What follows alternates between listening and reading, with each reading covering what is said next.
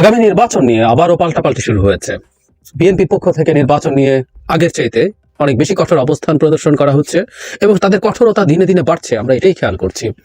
এবং সরকারের দিক থেকে সরকারের একজন উপদেষ্টার কিছু বক্তব্য গতকাল, সেটাকে এক ধরনের কাউন্টার দেওয়ার জন্যই বলবো, কারণ এই ধরনের ঠিক এই বক্তব্যটা যে নতুন তা নাই। এই বক্তব্যটা ইনফ্যাক্ট ছাত্র উপদেষ্টা যে দুজন আছেন তাদের পক্ষ থেকে নাহিদ এবং আসিফ, তারা দুজন মাঝে মাঝে এই ইস্যুতে কথা বলছেন এবং তাদের এই বক্তব্য এবং তাদের কিছু বক্তব্য আমি ইভেন প্রধান উপদেষ্টার বক্তব্যের সাথেও কন্ট্রাস্টিং বলে মনে করি।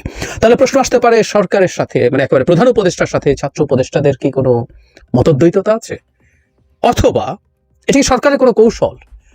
এই প্রশ্নটা আমরা করতে পারি যে প্রধান উপদেষ্টা একটা কথা বলছেন আর ছাত্ররা মাঠে কিছু কথা রাখবেন। বিএনপি সাম্প্রতিক সময় একটা খুব টাফ কথা বলেছে, সেটা দিয়ে আমি জনাব আসিফের কথায় আসবো। এখানে পরিস্থিতি এমন দাঁড়িয়েছে, বিএনপি বেশ আগাম নির্বাচন চায় এবং তারা মনে করেন নির্বাচন দিতে দেরি হলে মাঠে এমন একটা অস্থিতিশীল পরিস্থিতি তৈরি হতে পারে যে অস্থিতিশীল পরিস্থিতিতে নির্বাচনটাই হবে না। মানে শেয়ার বিজের একটা রিপোর্টে এই ধরনের কথা দাবি করা হচ্ছে এবং এখানেই আমার মনে হয় যে এই আলাপটা ছিল, আগে বলা হয়েছিল। সেই জায়গায় আমি জনাব মির্জা ফখরুল ইসলাম আলমগীর যে কথাগুলো বলেছেন, যেটা আসলে খুব টাফ কথা বলে বলছিলাম যে সাম্প্রতিক সময় এত কঠিন কথা বিএনপির কেউ বলেননি। তিনি বলছেন ঠাকুরগাঁও একটা জনসভায়, আপনারা কি সত্যি সত্যি পরিবর্তন চান নাকি আবার ওই আওয়ামী লীগের নৌকায় ফিরে যেতে চান? যদি পরিবর্তন চান তবে 5 আগস্ট আপনারা যেমন রাস্তায় নেমেছিলেন আবার ঐক্যবদ্ধ হয়ে রাস্তায় নামতে হবে, ভোটের অধিকার ভাতের অধিকার আদায়ের জন্য এবং ন্যায় বিচার পাওয়ার জন্য রাস্তায় নামতে হবে। মানে এটা খুবই টাফ কথা, যদিও আমাদের এটা একটু মানে ব্যাকগ্রাউন্ডটা মাথায় রাখতে হবে। এটা একটা জনসভায় দেয়া বক্তব্য। আমাদের দেশের রাজনৈতিক ব্যক্তিত্বরা জনসভায় একটু কঠোর কথা, একটু উত্তেজক কথা বলেন, এই ধরনের টেন্ডেন্সি আছে। তবে জনাব মির্জা ফখরুল ইসলাম আলমগীরকে আমরা সেই রকম রাজনীতিবিদ মনে করি না। উনি যেভাবে বলেছেন কিছুটা হয়তো কিছুটা রেটরিক্যাল থাকলেও তিনি মনে করেন, কারণ শান্তভাবে বিএনপির কাছ থেকে বিভিন্ন নেতার কাছ থেকে ঠিক একই ধরনের বক্তব্য আমরা দেখেছি যে না, মানে নির্বাচনটা পাওয়ার জন্য লড়াই করতে হবে। আচ্ছা, তার আগে আমরা একটা কথা বলি যে প্রধান উপদেষ্টা যে তার ভাষণে, সর্বশেষ ভাষণে নির্বাচন নিয়ে যে আউটলাইনের কথা বলেছেন, সেটা কি যথেষ্ট ছিল না? আমার কাছে মনে হয় তিনি তারিখ ঘোষণা করে দেওয়া ছাড়া সবই করেছেন এবং প্রধান উপদেষ্টার এই বক্তব্যটা সেই রকমই মনে হয়। উনি নির্বাচনে আগে যদি খুব বেশি সংস্কার কিছু না হয় তাহলে 25-এর মধ্যে নির্বাচন হবে, আর অল্প কিছু সংস্কার করতে যদি সবাই অ্যাগ্রি করে তাহলে আরো 6 মাস সময় লাগতে পারে, 26 সালের জুন মাসের 30 তারিখ পর্যন্ত সর্বোচ্চ সময়, এটা তার বক্তব্যে আছে। এবং আমরা খেয়াল করবো যে নির্বাচন কমিশনও 25 সালে নির্বাচন হবে, এটা ধরেই তার প্রস্তুতি তারা রাখছেন, এরকম নিউজ আমাদের পত্রিকায় এসছে। সুতরাং এই পর্যায়ে এসে এটাকে আমরা খুব আনসার্টেন বলতে পারি না। হ্যাঁ, আমরা যদি আগামী 6 মাস পরে, তখন একটা আরো পরিষ্কার পরিস্থিতি দেখা যাওয়ার দরকার হবে।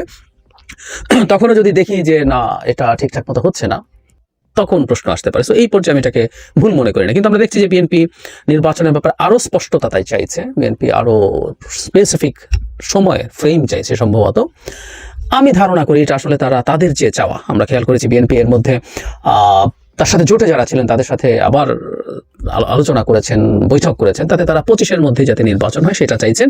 এমনকি জামাতও এটা চাইছেন, যদিও জামাত একসময় এই ব্যাপারটাকে বিএনপির চাওয়াটার বিরুদ্ধে দাঁড়াচ্ছিল। জনাব আসিফ যে কথাটা বলেছেন, তিনি উত্তরবঙ্গ সফরে আছেন। আমরা দেখেছি এর মধ্যেই তার উত্তরবঙ্গ সফরের হেলিকপ্টার ভ্রমণ নিয়ে অনেক কথাবার্তা হচ্ছে, আর এই আলোচনাগুলো আসতে পারে। এবং যেটা সুন্দর ব্যাপার, জনাব আসিফ সেটা ফেসবুকে ব্যাখ্যা দিয়েছেন। আমরা ব্যাখ্যায় সন্তুষ্ট হই না হই, কিন্তু এই জিনিসটাই আমরা ভবিষ্যৎ বাংলাদেশে চাই। কোন একজন উপদেষ্টা যিনি আসলে একজন মন্ত্রীর পদমর্যাদার মানুষ, তার বিরুদ্ধে মানুষ সমালোচনা করতে পারছে, ইচ্ছে মতো সমালোচনা করতে পারছে, কেউ কেউ অনেক কঠোর ভাষা ব্যবহার করছেন, কিন্তু একজন সেন্সিটিভ মানুষ, একজন জনগণের মতকে আমল দেয়া মানুষ, মতকে মূল্যায়ন করা মানুষ, তিনি তার জায়গা থেকে ব্যাখ্যা দিচ্ছেন। তার ব্যাখ্যা পছন্দ না হলে এটা খুব চমৎকার যে উনি মনে করছেন তার এই ব্যাখ্যাটা দেওয়া দরকার। আমরা ভবিষ্যৎ বাংলাদেশে এমন কিছুই চাই যেখানে এই ব্যাখ্যাগুলো আসবে, জনগণকেই মূল বিষয় বলে মনে করবেন। ভুল সত্য আমরা এই আলোচনায় আমি ঢুকছি না, আমার আলোচনার বিষয় আছে ডিফারেন্ট। প্রথম আলোর হেডলাইন হচ্ছে এই একটা নির্বাচন কিংবা ভোটের জন্য এত মানুষ জীবন দেয়নি। এই কথাটা আমরা রিপিটেডলি জনাব নাহিদকে বলতে শুনেছি, জনাব আসিফকে বলতে শুনেছি, এমনকি সরকারের বাইরের মানুষকে বলতে শুনেছি, কিন্তু সরকারের মধ্যের মানুষের বলার মধ্যে একটা প্রবলেম আছে। আমি সেই জায়গাটা উনির বক্তব্যটা আমি একটু পড়ি। এই গণঅভ্যুত্থানের যে এক দফা ছিল তা হলো স্বৈরাচারী শেখ হাসিনার পতন ও ফ্যাসিবাদী ব্যবস্থার বিলোপ। ফ্যাসিবাদী ব্যবস্থার বিলোপ বলতে আমরা স্পষ্টভাবে বুঝি বাংলাদেশের প্রতিষ্ঠানগুলোকে ফ্যাসিজমের মধ্য দিয়ে নিয়ে যাওয়া হয়েছে, সব প্রতিষ্ঠানকে ধ্বংস অবস্থায় রেখে দেওয়া হয়েছে, আর্থিক প্রতিষ্ঠানগুলোকে ধ্বংস করা হয়েছে। সেই জায়গা থেকে এক দফা বাস্তবায়নের জায়গা থেকে আমরা মনে করি সংস্কার কার্যক্রম অত্যন্ত গুরুত্বপূর্ণ।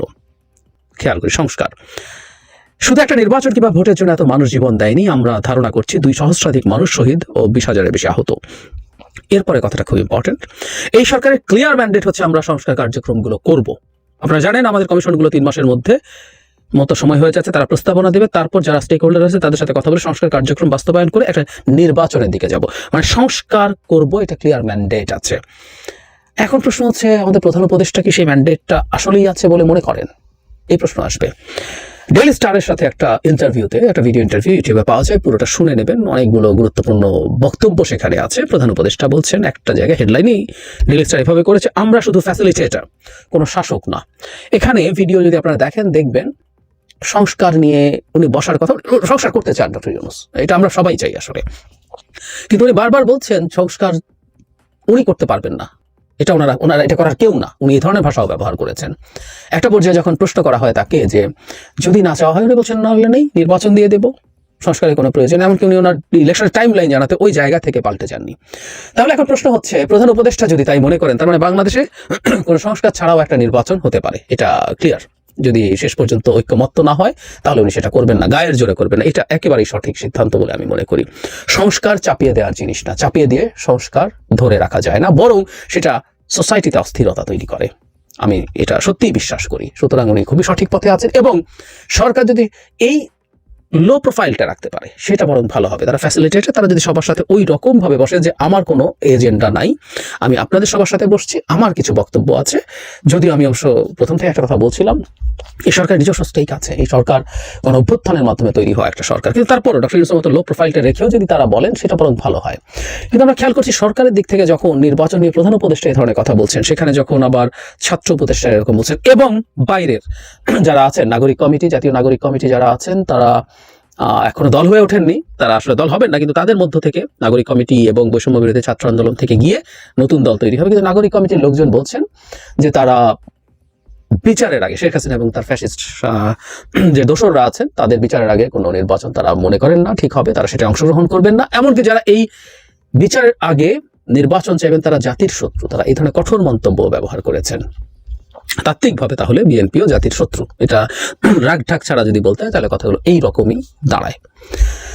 এখন আমি আগেও বলেছি যে এই আইসিটিতে যে বিচার হচ্ছে, এই বিচার আসলে খুবই লেংথি হবে নানান কারণে। আমরা ইন্টারন্যাশনাল স্ট্যান্ডার্ড মেনটেন করতে চাই বলে, মানে ইন্টারন্যাশনাল স্ট্যান্ডার্ড মেনটেন না করেই জাস্ট কিছু মানুষকে ফাঁসি দেওয়ার জন্য যখন জামায়াতের লোকজনের বিচার হয়েছিল, তখন প্রথম বিচার মিস্টার কাদের মোল্লার তদন্ত শুরু হয়েছিল 2010 সালের 3rd কোয়ার্টারে, এবং 13 সালের 1st কোয়ার্টারে এসে তার বিচারের প্রাথমিক রায় হয়েছে। সো প্রায় 3 বছরের একটা জার্নি, 2.5 বছরের বেশি।